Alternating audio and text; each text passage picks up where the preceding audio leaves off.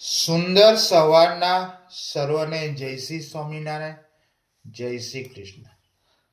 આજની સુંદર પ્રેરણા. માનવીના જીવનમાં શબ્દ તેની ઓળખ છે.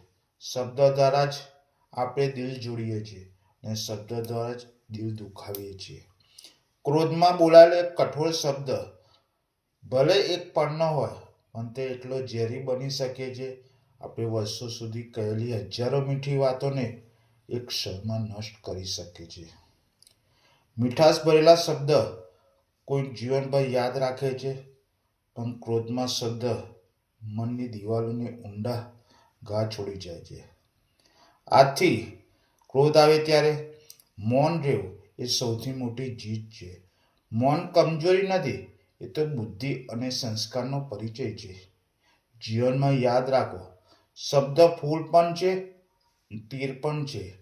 જે રીતે આપણે તેનો ઉપયોગ કરીએ એ રીતે તે આપણા સંબંધો સુગંધિત પણ કરે છે અને ઘાયલ પણ કરી શકે છે. ક્યારેક એક મીઠો શબ્દ કોઈનું દિલ ભાર હળવો કરી દે છે અને ક્યારેક એક કઠોર શબ્દ કોઈનું જીવન અંધકારમય બનાવી દે છે. તો આજથી ચાલો આપણું મન, ભાષા અને શબ્દો પ્રેમ, સમજ અને શાંતિ ભરેલા કરીએ. ક્રોધ આવે ત્યારે વિચારીએ, હું જે શબ્દ બોલી રહ્યો છું, શું તે કોઈના હૃદયને દુઃખી કરી શકે છે? તો જવાબ હા હોય તો એક પણ મૌન રહેવું ને વધુ સારું છે.